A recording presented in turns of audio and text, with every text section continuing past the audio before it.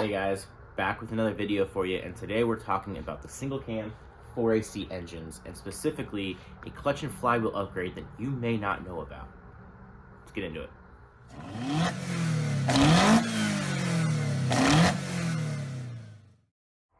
Now in North America, we got AE86s, and they either came GTS with a twin cam, or what we're about to talk about in this video, you had an SR5 with a single cam 4AC engine. That engine was either paired with a 5-speed T50 transmission, or it had an A42DL 4-speed automatic. This video is specifically for those that have a SR5 with a manual T50 transmission. Now I'm partially through swapping out this old, worn, tired, blown engine for this one that's used and tired and worn but not blown engine.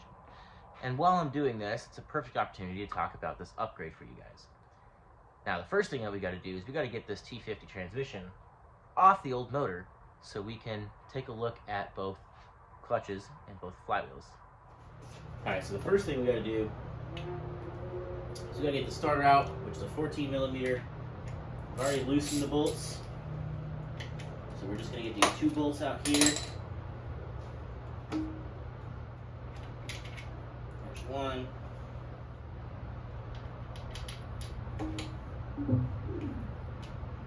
There's two. I like to put the bolts back in just so we don't lose them. We'll set the starter aside for now. Now we're going to switch over to our 17mm socket. You'll see these two bolts right here. Those are your top two. This is one of your bottom ones. There's a matching one on this side that you may or may not be able to see on camera. Those are what actually holds the transmission to the engine block. That one's loose. Now we got that one loose.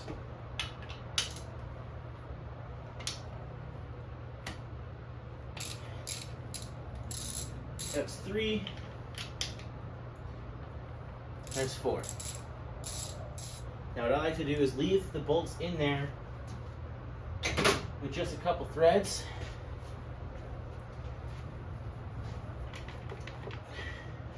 And we'll work this transmission off kind of by shaking it, and then also screwdriver in a couple points.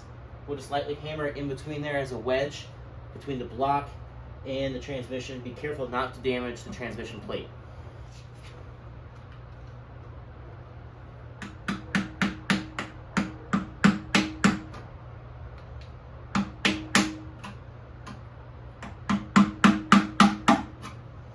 Make sure you go back and forth. Don't just go from one side, because you'll kind of twist the transmission and you'll make it bind.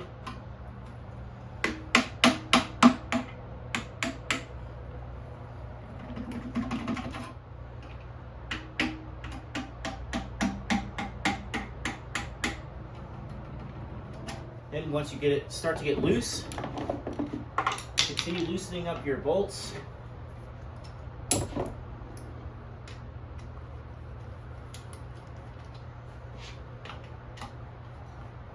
You'll also notice I've got a dolly here. I love to keep my engines and transmissions on a dolly like this. It makes it way easier to move around the shop for cleaning or just moving around when you need to get to something that's behind them or anything like that. For shop organization, all that kind of stuff. It's a great tool.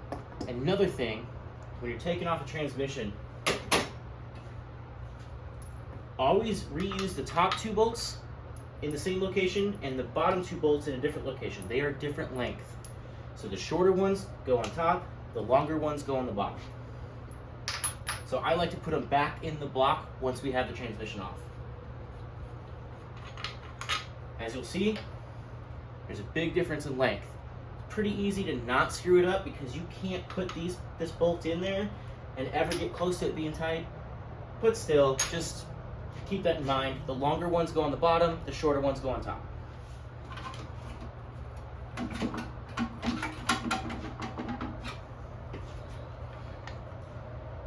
Obviously, be careful of pinch points, be careful of dropping it. Okay, there is a hidden ground on the bottom that I missed. Keep that in mind. That can be a problem. It's a 14mm, and it goes through the transmission torque plate, or through the transmission plate, into the transmission. So you got to make sure you get that.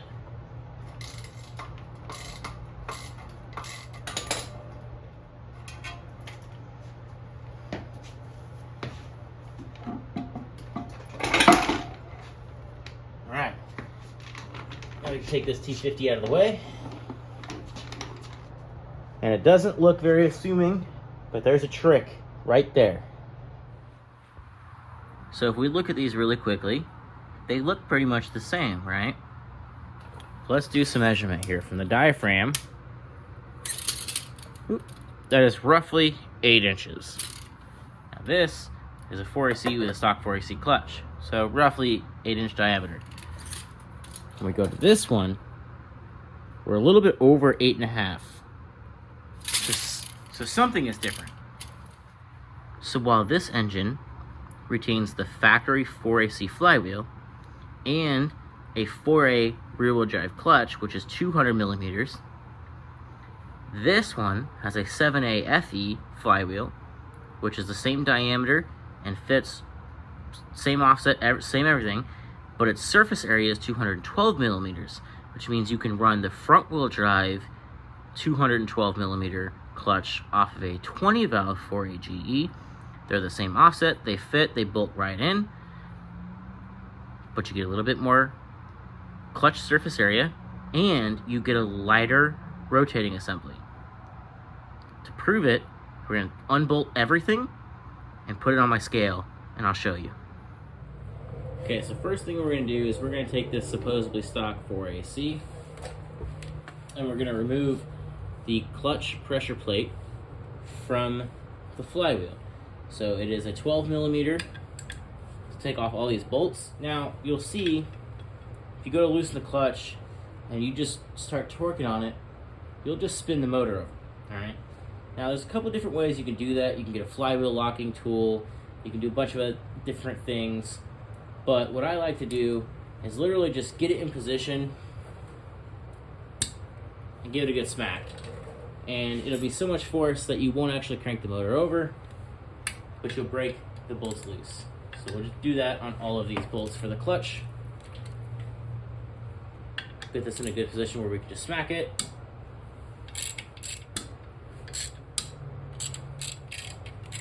To make the job easier, I'm just going to use an extension and aid with loosening it up. So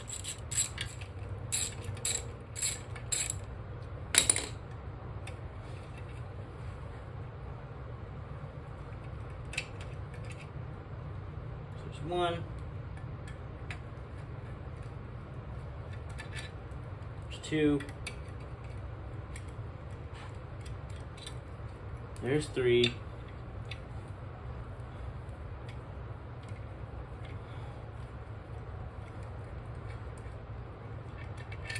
There's four. There's five.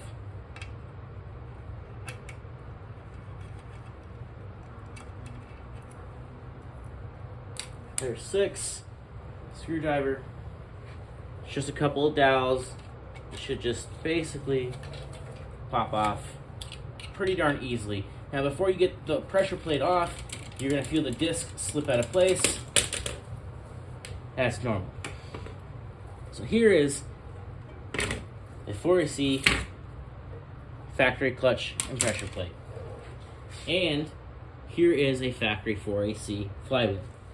So while the 4AC and the 4AG essentially use the same 4A block, there's a lot of differences. Crank, internals, a different head, all kinds of things. Obviously, the biggest thing is a 4AG is a fuel-injected twin cam, whereas a 4AC is a single cam carbureted engine. But in this case, the biggest difference is you'll notice that it's 1, 2, 3, 4, 5, and 6 bolts to bolt the flywheel to the crank. In a 4AG, it is an 8-bolt crank. So these bolts are a little bit further out, which allows room for 2 additional bolts, which strengthens that connection. So this is where the big problem comes in. The biggest and easiest way to save rotational weight on an engine is to lighten the flywheel. But for these motors, for a 4A, your only options are an 8-bolt flywheel. Well, that's not going to work for the 4AC because it's got a 6-bolt crank. So you can't put an 8-bolt flywheel on a 6-bolt crank. So there are a lot of companies that make basically flywheel locking tools, which have teeth that plug into the flywheel and bolt into a couple sections of the block that stops the flywheel from moving. Those are great tools, and I highly recommend you own one. But if you don't, like I don't, here's what you can also do. You can take a transmission bolt and put it through a 12mm wrench. You can plug the bolt into the block here,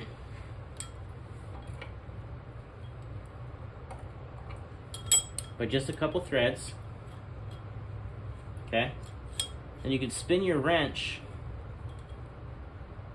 to where it's going to meet up with the dowel, right? So when you take your 17mm socket to take off your flywheel bolts, you'll see that it just wants to spin the flywheel. But if we do this gently and we lock the dowel in place with the wrench, which is lightly bolted into the block, now we've got a contact point which is going to stop the engine from turning over, which is going to allow us to put enough torque on these bolts to get them loose. In this case, I am going to be using a jack handle as a breaker bar. So you want to make sure that your wrench is on there nice and flush. Obviously this is jammed. You're going to want to support the engine. Now this flywheel bolt is loose. Repeat the process for all 6 bolts.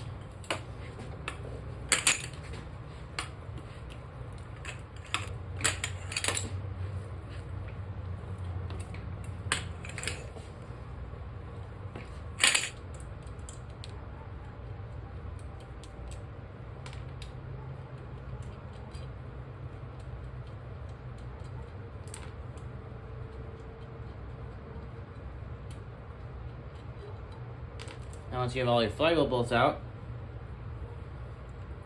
you're also going to take this transmission bolt out, the block, move your wrench off the dowel, get that out of the way, and then you should be able to shake your flywheel off. You might need help with, again, a screwdriver to help pry it off.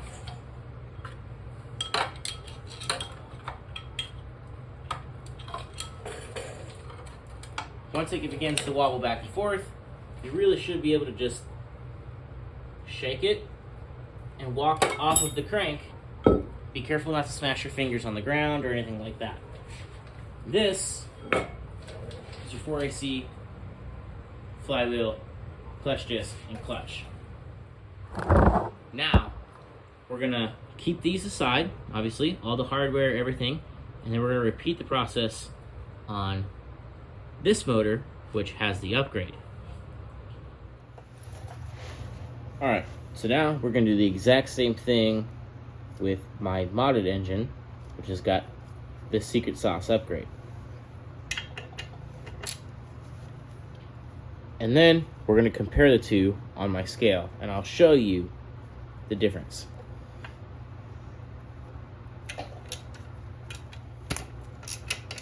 Last one here at the bottom.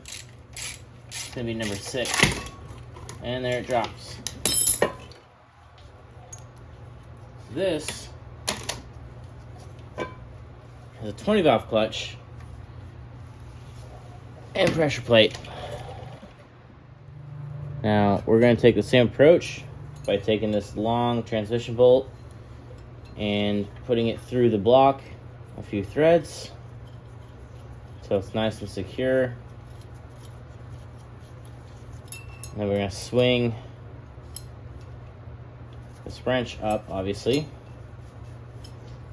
And then we're going to switch to our 17mm socket. And we're going to turn the motor over until, again, that wrench catches a dowel.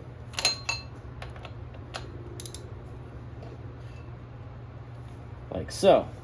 And again, we're going to take our breaker bar and we're going to remove the 6 bolts, and we're going to remove this particular flywheel from this engine, and then we'll get a really good idea of the weight difference.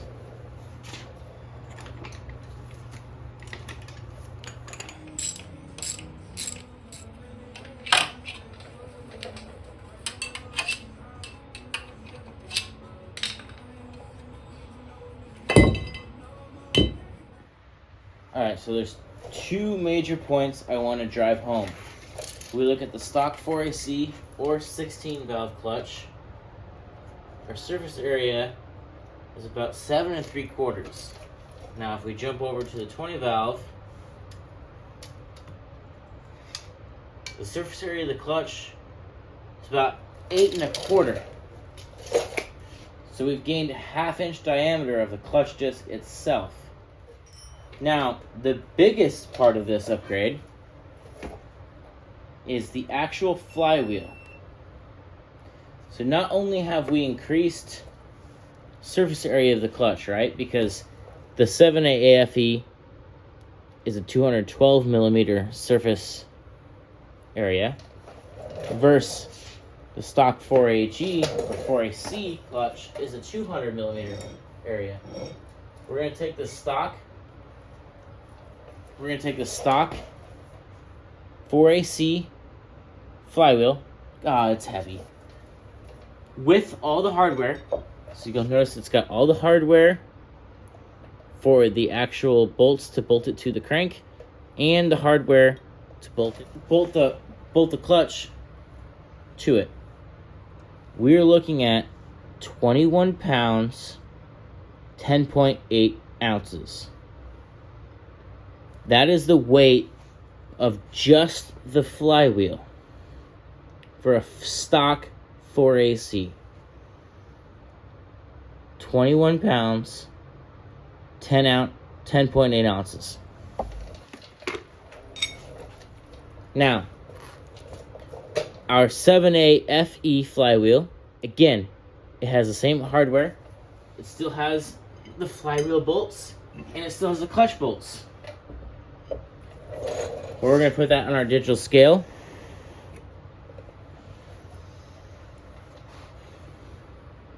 And we're reading 17 pounds, 3.3 ounces, which is a huge gain on rotational weight. That is amazing. Okay? Now, we're going to take the flywheel off. This is the stock pressure plate and the stock clutch for a 4AC.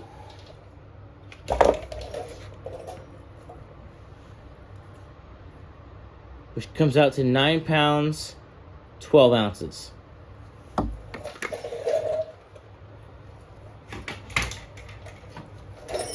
Now we're going to take a 20 valve silver top clutch,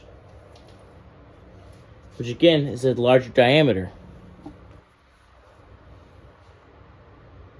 11 pounds, 1.8 ounces. So let's do the math.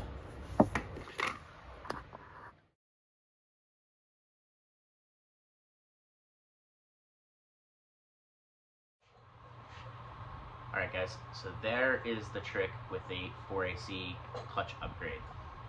Next time you have to do a clutch on your 4AC, just buy yourself a 20 valve clutch. It's a little bit bigger, a little bit better clutch. Just slightly better, but a decent upgrade. Plenty good for a 4AC. And then since you really should resurface your flywheels anyway, it's a good idea to go to a junkyard, pull out a 7A FE 6-bolt flywheel, take that to the machine shop and have it resurfaced with your 20 valve clutch and put that in your 4AC. Now the clutch is going to be a little bit heavier. It's about 1.5 pounds heavier. But the flywheel is about 4.5 pounds lighter. So overall, you're saving 3 pounds of rotational weight directly off the crank on your 4AC, which is going to liven it up. It's going to give you better throttle response, and it's going to make that 4AC a little bit more peppy than it was. And this is all factory parts. It bolts in exactly the way it should. You don't have to worry about offsetting anything or using any trick parts or anything like that. You're using factory Toyota stuff. Everything bolts in. The overall diameter of the flywheel is exactly the same. And it's the same tooth count. So you don't have to worry about changing starters or anything like that. It's just the actual surface area on the flywheel is machined at a different size to fit the front wheel drive clutches, which were slightly larger. So there you go, guys. That's my little trick that I figured out for the 4AC. So happy wrenching. See you on the next video.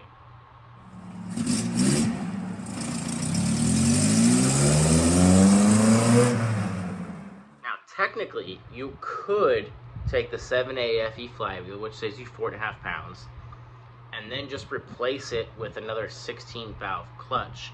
It will still bolt up, or a 4AC clutch. It will still bolt up, and that will actually give you another 1.5 pounds of rotational weight. Personally, I like the extra surface area on the clutch. I feel like it's just a better clutch. But if you want to keep the stock clutch with a lightened flywheel, you could even save more weight, but that's up to you.